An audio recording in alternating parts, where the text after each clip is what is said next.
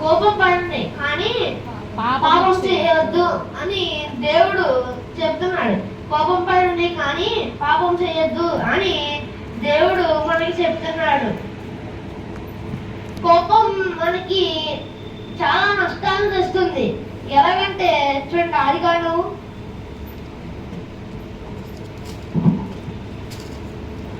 ఆదికాండము 4వ అధ్యాయం 5వ వచనం. కయీనును అతని అర్పణను ఆయన లక్ష్య పెట్టలేదు కాబట్టి కయీనునకు మిక్కిలి కోపము వచ్చి అతడు తన ముఖము చిన్నబుచ్చుకొనగా యెహోవా కయీనుతో నీకు కోపమేలా ముఖము చిన్నబుచ్చుకొని ఉన్నావేమి నీవు సత్క్రియ చేసిన తల ఎత్తుకున్నావా సత్క్రియ చేయని యెడల వాకిట పాపము పొంచి ఉండును.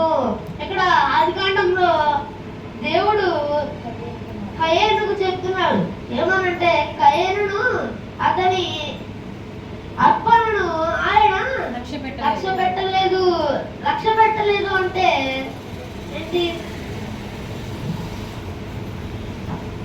ఆయన అర్పణను ఇష్టపడలేదు, లక్ష్య పెట్టలేదు. కాబట్టి కయీనుకు మిక్కిలి కోపం వచ్చిందంట. మిక్కిలి కోపం అంటే చాలా కోపం వచ్చిందంట. దేవుడి మీద చాలా కోపం వచ్చిందంట. తర్వాత మిక్కిలి కోపము వచ్చి అతడు తన ముఖము చిన్నబుచ్చుకొనగా అంటే దిగాలుగా పెట్టుకున్నాడంట. మనం దేవుడిని అడిగితే దేవుడు ఏదైనా చేసేవాళ్ళ మన ముందు నిలుచున్నాడు. కానీ కయీను తన అర్పణను దేవుడు ఒప్పుకోలేదు కాబట్టి కయీను చాలా కోపమని దిగులుగా అలా పక్కన కూర్చొని ఉన్నాడు. తర్వాత యెహోవా కయీనుతో నీకు కోపమేలా ముఖము చిన్నబుచ్చుకొని నీవు సత్క్రియ చేసిన చాలండి. యెహోవా కయీనుతో ఇలా చెప్పాడంట. మళ్ళీ యెహోవా కయీనుతో ఇలా చెప్పాడంట ఏమని? నీకు కోపం ఎందుకు వచ్చింది అని దేవుడు కయీనుని అడిగాడంట. నీకు కోపం ఎందుకు వచ్చింది? నీ ముఖము ఎందుకు చిన్నబుచ్చుకున్నావు అని దేవుడు అడిగాడంట. నీవు సత్క్రియ చేసిన ఎడల తల ఎత్తుకున్నావా? సత్క్రియ అంటే మంచి పనులు. సత్క్రియ చేసినప్పుడు, మంచి పనులు చేసినప్పుడు కయీను తల ఎత్తుకున్నాడా అని దేవుడు అడుగుతున్నాడు. నువ్వు మంచి పనులు చేసినప్పుడు తల ఎత్తుకున్నావా అని దేవుడు అడుగుతున్నాడు. సత్క్రియ చేయని యెడల నీ వాకిట పాపము పొంచి ఉండను. మంచి పనులు చేసే వారి దగ్గర ప్రతి వాళ్ళ పక్కన ఎప్పుడు పాపం ఉంటుందంట. మంచి పనులు చేయని వారి దగ్గర ఎప్పుడు పాపం ఉంటుందంట.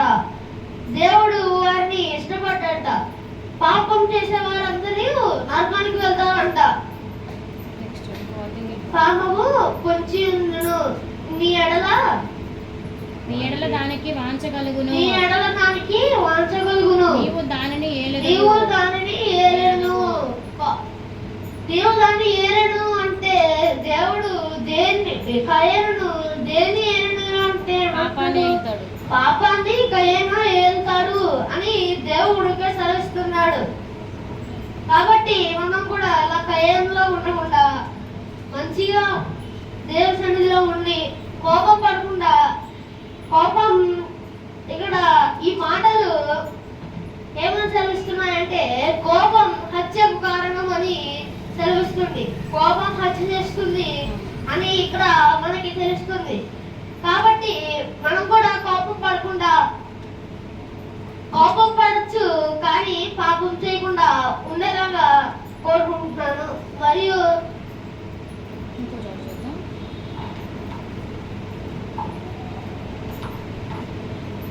లూకాసు వార్త లూకాసు వార్త 15వ అధ్యాయం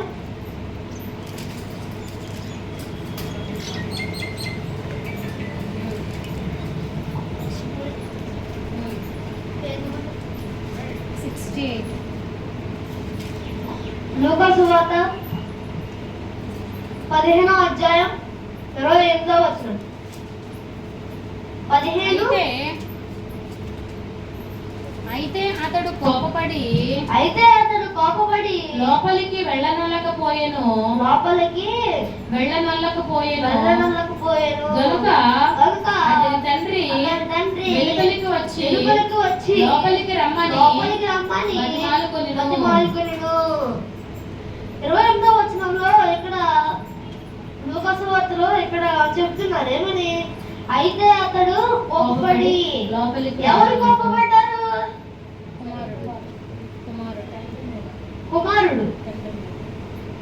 కుమారుడు తండ్రి మీద కోపపడ్డాడు.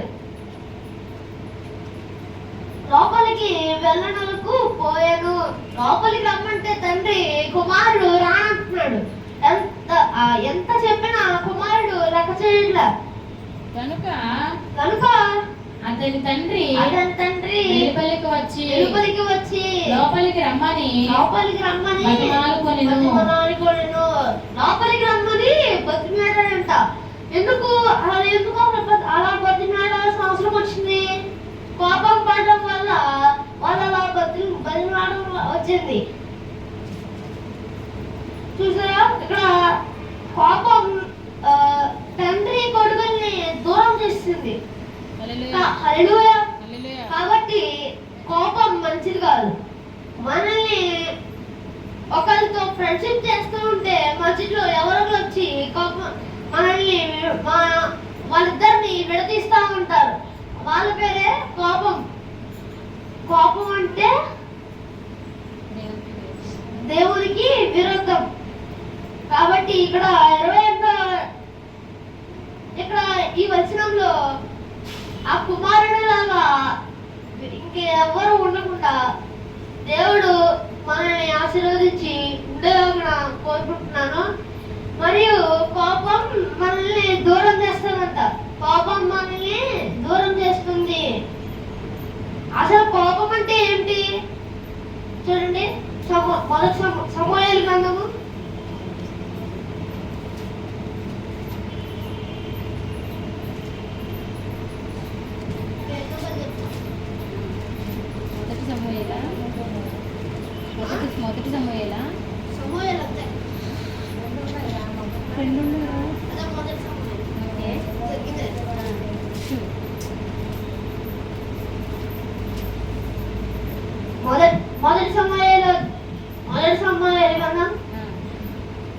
27వ అధ్యాయం 3వ వచనం.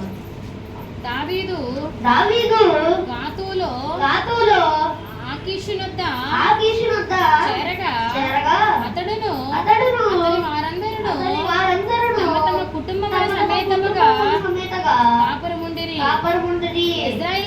ఇశ్రాయేలీయులాగా అహీనోమును నాబాలు భార్య అయ్యుండెను. కర్మెలీయురాలగు అబీగాయిలు అను అతని ఇద్దరు భార్యలు దావీదునకు కూడా ఉండిరి.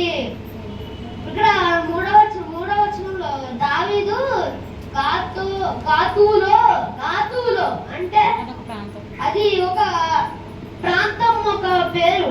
గాతులో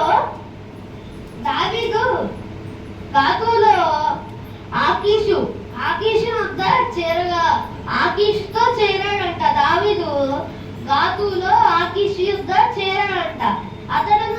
అతని వారందరూ తమ కుటుంబాల సమేతంగా కాపురముండరు. దావీదు కుటుంబం అంతా మరియు తర్వాత ఆకీషు కుటుంబం అంతా కలిసి ఉన్నారంట.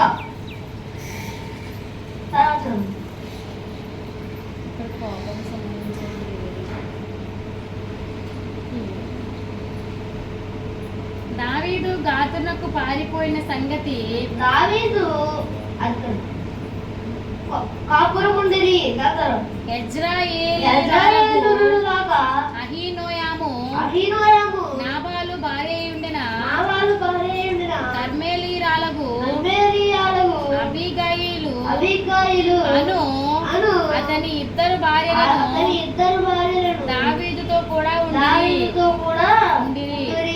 ఎందుకు దావీదుతో కూడా ఉన్నారు? అసలు పాపం అంటే ఏంటంటే దేవునికి విరోధంగా చేసేదే పాపం. పాపం అంటే సాతాను అంటే కోపం. కోపం సాతాను ఆయుధం. కోపం అంటే సాతాను ఒక ఆయుధం.